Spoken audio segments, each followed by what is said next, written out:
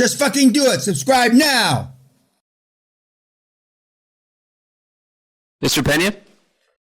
Yes, sir. The couple from Gold's, what is it, Planet Fitness or Gold's Gym? The ones who rolled up gyms? Did they buy up gyms, or did they start a franchise and keep expanding? No, they rolled up. They were here in 1996. I had lost touch with them. They came to the seminar. I never saw them again.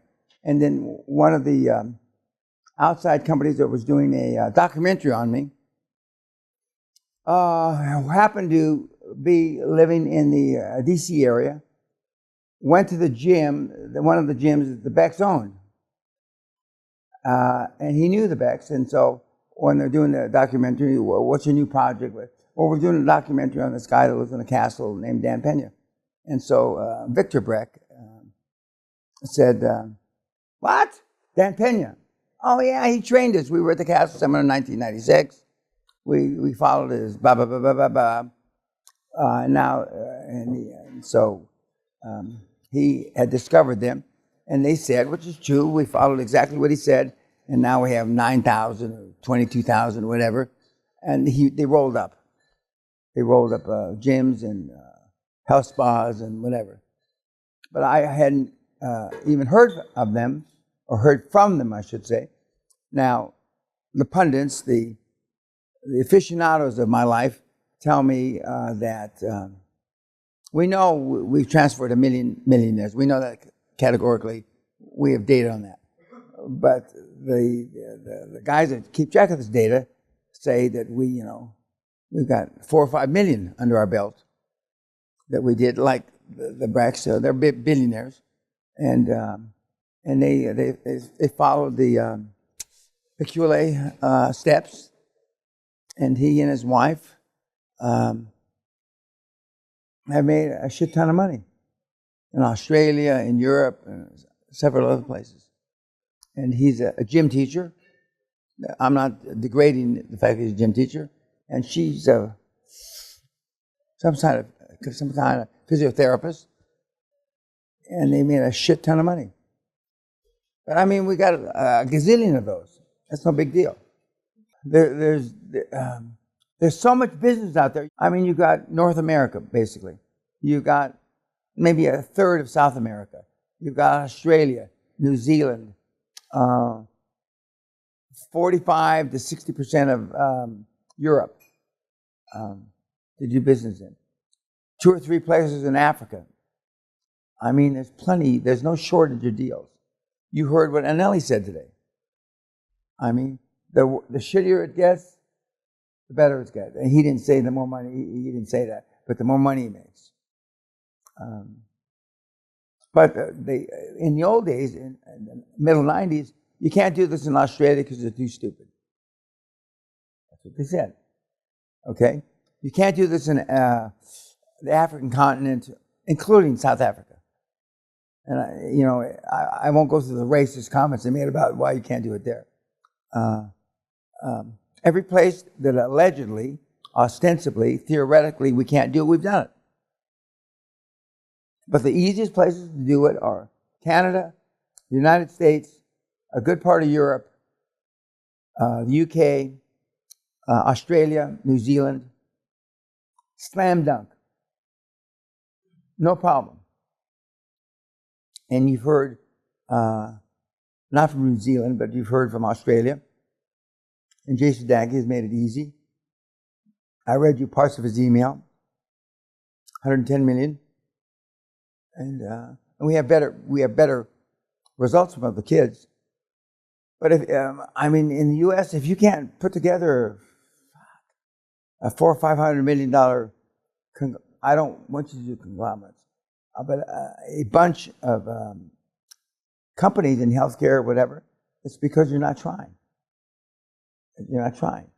Now, I did it 45 years ago. I did a big deal out of the government contracts, and then a couple of years later, I took an option for no money, and I turned it into $500 million with no money. Now, you can't take options public anymore, but you can still create $500 million. And $500 million then is, I don't know, a billion now, or a billion, 2 billion now. So there are guys doing it as we speak. The question is, when are you going to do it? Other questions?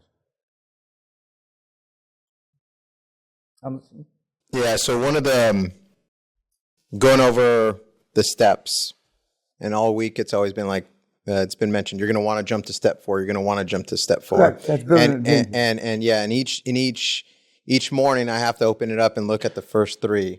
I think steps 4 through the remainder 7 are very measurable, very structured, very organized. 7 is exiting. Yeah. Okay. So the first 3 are almost not measurable. Can you kind of go over those? Because those are actually the fundamentals. Step 1 is building your personal foundation. You've heard, not everybody, but almost everybody said building a personal foundation. Because you're weak. You have no role models. You haven't held yourself accountable. You have not followed any kind of benchmarks. And that's what those step 1 is, build a personal foundation. I'm not talking about physically weak. A couple of you have muscles, but that doesn't mean shit. I mean, one of the guys that I want to talk to here is a 7'2" Dutch guy who was the strongest guy in 2019 in the world. Weighs 340 pounds.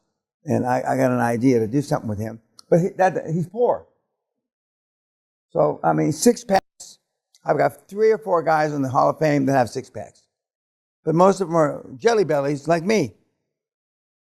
And I know a few of you in this room have spent time at having a 6-pack. What's it got you? Nothing. Feeling, and this is a cheap cliche, feeling good about yourself. And I don't like those words, but having self-confidence, having self-esteem, getting shit done against the grain, that's all part of building your personal foundation. Now, unfortunately for most of you in this room, not just this room, all the rooms for the last 29 years, building that personal foundation is probably without your current environment. Wife, kids, mother, father, you name it. Yet some of you are going to go, virtually not all, but a good portion of the kids want to go back and they're trying to fix their parents. They're going to try to fix their wife. They're going to try to fix their kids. They're going to try to fix their siblings, and you're pissing in the wind. That's not going to happen. It's just not going to happen. And I know, and this is not going to be the anomaly. You heard David, and he spoke from the heart. I've known him a while. At some degree, portions of what he said, you suffer from. You may not want to admit it. You may not want to chop your dad's head off with a machete, but you all, myself included, suffer from that. And the sooner you can get it out on the table and not hide from it, the better off you are. I said the first day, I can't fill your cup up with QLA until you empty all the other shit out. Sometimes, and I'm not selling the seminar, God knows, I can give seminars till I'm in my 80s. But the reason why we have kids come back quite often is because, one, default's a bitch. And when you leave here, in the next 24 hours or 18 hours, whatever it is, nobody gives a shit that you were here. And don't waste your time trying to convince them. Believe me, you're pissing in the wind. There's a thing in psychiatry, psychoanalysis called sub rosa. These are sub rosa goals. These are under your skin goals. For you and you. That's it. Now, some of you have talked to your significant others from here. And they give you some line of shit that we're all behind. It's all horse shit. Why don't you get out there? What do you miss? We just had a billionaire guy say that, I mentioned it in the seminar today or yesterday, that he's got to go pick up his kid at school rather than talk about a $25 billion deal. Next. How's that possible? It is. You try to get a meeting over Christmas or Hanukkah or whatever, I challenge you. You won't be able to do it.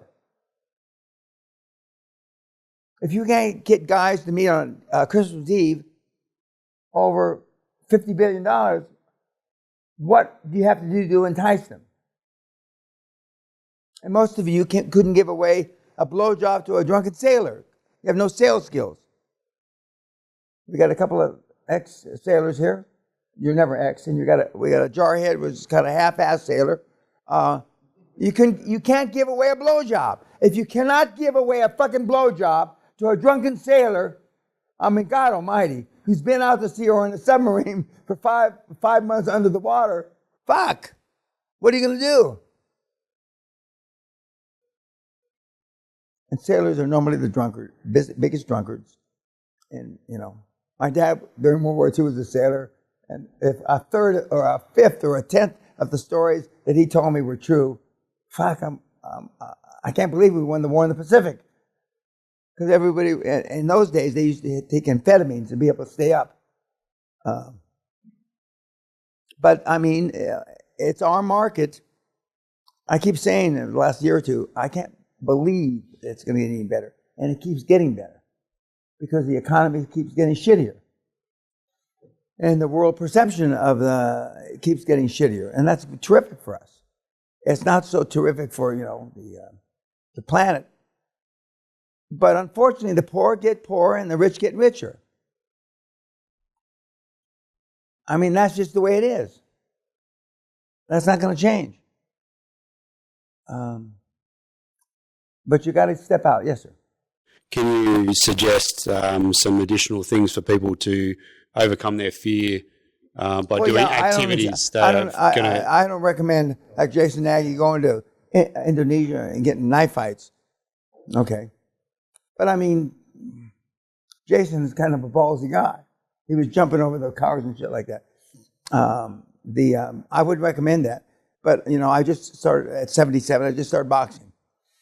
And I'm not, when I'm getting the shit kicked out of me in the ring, I give myself second thoughts. Why in the fuck am I doing this? You know, I mean, at my age, I haven't engaged in that kind of martial arts since I was a young guy, an officer, going through some really tough training. But, you know, you get satiated, you get sloppy. I mean, I haven't had to work since 1984. The college kids ask me, how in the fuck, they don't say it this way, how in the fuck do you get up every morning? I haven't had to work in a long, long time. Yet, I'm focused, I'm this, I'm that, and I'm persevering enough that I can still do it.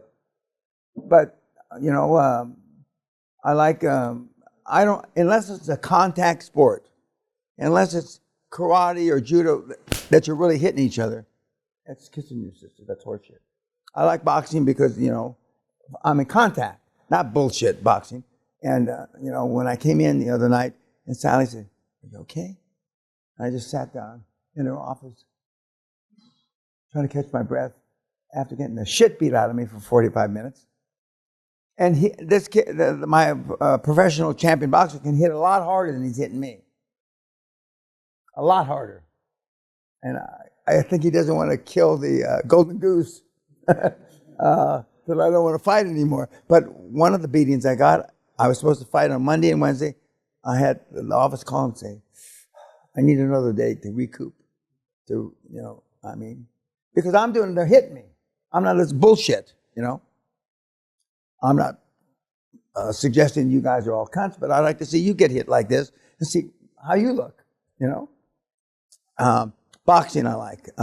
Full contact, you know, karate, full contact, full contact, not bullshit. Again, the knife fighting and shit like that, I don't. You can get seriously hurt. And if Jason wasn't as agile and as good a shape, and he still is, you know, he's I think he's 40 now, which is not the end of your world, but you think it is when you turn 40. But you are the 5 people that you spend the most time with. And most of you guys, and the few gals, don't spend time with high performance people. you're not talking about high performance. If you're talking about saving the world with Greenpeace, you're wasting your fucking time. I mean, I don't consider that high performance. Some people might, especially when I know that we can't turn the world around. But it's a mindset, challenging yourself. You know, in my 70s, I bungee jumped, which is no big fucking deal. I jumped from the stratosphere in Las Vegas, which is kind of a cheap thrill. You jump off a tower, 890 feet, and which is kind of, and the YouTube, we doctored the YouTube because I landed on my head 895 feet. And I decided I didn't want the YouTube for the rest of the world, for the next 1,000 years to show that Dan, the greatest of all time, $1 trillion man, landed on his fucking head. So we doctored it, and it looked like I landed on my feet. But I've said this on YouTube, but I did. I landed on my fucking melon head. And everybody scrambled around, oh, are you hurt? Are you hurt? No, only my pride's hurt. Fortunately, I've landed on my head before. But you got to push yourself.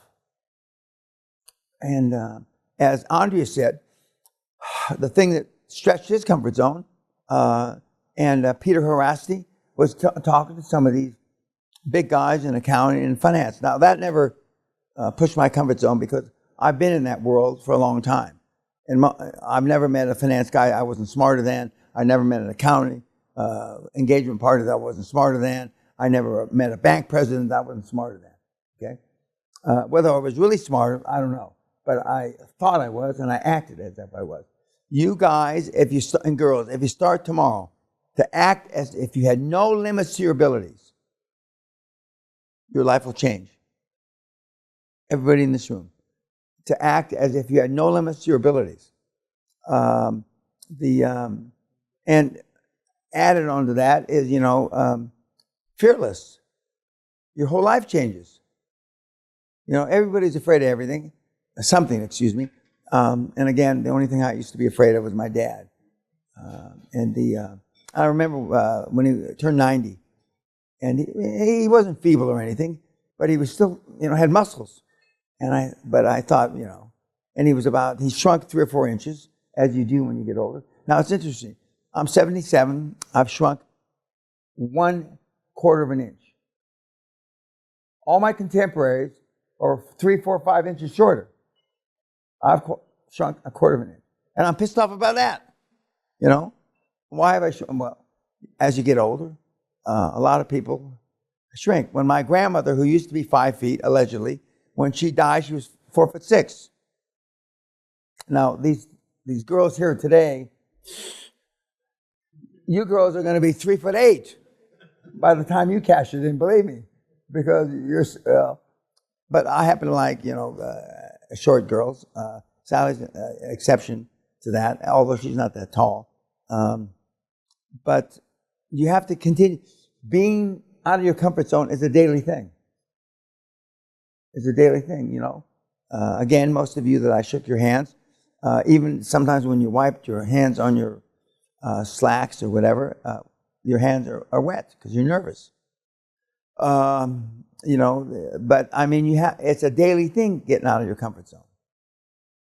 It's not just one time. And when you do the weekly report and it says, what did you do this week to get out of your comfort zone? Okay, what did you do? Now, giving 25 in the beginning, giving 25 presentations or 40 presentations in a week will put you out of your comfort zone. Absolutely. But in the 4th, 5th, or 8th week, you're used to that. So then what are you going to do? Now, Sally and I, although we didn't show the slides, we've been done some crazy shit. We trekked with the lions, pack of lions, and for a couple of days. Lions there, we're here, and they keep looking. And when they look around at you, you're hopefully they don't look hungry when they turn around and look at you. And so we've slept with tigers in Indonesia. Big tigers. But one of the greatest experiences of our life is when we went to Rwanda on the border of Uganda, and we trekked with the silverback gorillas. very expensive, but I mean, it's a life-changing experience. All the big gorillas, they can touch you, but you can't touch them. And all the gorilla does, the big males, they have 12 or 15 or 20 wives. All they do is fornicate and eat and sleep. Not a bad life. Okay? And when we went back 2 years later, I thought Charlie, the big dominant male, who was more dominant than the other males, I thought that Charlie would remember me. Well, he didn't. But he remembered Sally. And the gorillas like blonde hair. And they can touch you, but you can't touch them. But once they touch you, then, but I mean, it's a life-changing experience, and I would recommend it highly. But it didn't scare me. I mean, very, very little, if anything, scares me. I want to go in space. I'm willing to pay money to go up in the space station. But I don't think that's going to scare me. In fact, I know that's not going to scare me. I mean, they've done it 1,100 times. So what can go wrong? Now, my alligator mouth may be overloading my hummingbird ass, so I'm going to pay 20 minutes for the motherfucker to blow up when I'm on it. But, I don't believe that's going to happen. But you've got to go out of your way to look for this shit every day. And one of the biggest defaults when the kids, they start to make money, and when they go through the planes and the yachts and shit, and that's behind them, they get satiated and they get lazy. Now, that's a long way from you guys, but I mean, it gets lazy. And you run out of, for the young single guys, they're going to go through the sex and rock and roll and hopefully not the drugs, it gets passé having all these blondes or brunettes or redheads, pulling on your shorts. And then you get just lazy. And we've got guys that said they were going to make $1 billion. They make I know this sounds bizarre. They make $300-400 million and they stop. Now I know, they had $3 or $4 million. And normally that would get your attention. But they had the potential. Man's greatest burden is unfulfilled potential. And one of the reasons, not the only reason, that I stay associated with David is he's got a lot of fucking potential. And he doesn't give up. And that's magic. When you get out there and you find people that don't give up, you want them on your bus. But it's up to you to attract them. They have to feel confident that, you're serious. You're not just full of shit. And most of the kids out there are full of shit. And a great majority of the purported gurus, are full of shit. They're full of shit. Nobody talks about numbers but me. For a reason. And that's not saying you can't learn something from these guys and gals. But I mean, most of the other guys and gals, their formulas you have to start with some money. And if you follow the steps and you do it right, there's no money required. None. If you have a little money, then you can do some special stuff. But, 2 or 3, you have a few shekels or a few rubles or whatever you want to call it. But, in my judgment, nothing to brag about, but you've got some money. So at the end of the day, if you come up $500,000 or $1 million short, you can do a stopgap thing and fulfill it yourself. But that's not what the model is. I mean, Roberto had 1% of the company, and he took it over in LBO. Nelly had a company that he walked away from. He sold to his employees, and now, he's a big deal in South Africa. The Viking bitch had nothing. Peter Harasti had minus nothing. And Marcus had nothing when he started. And I can go on and on. And because the model works. The model works. The real question is, I said the first day, can you make it work for you?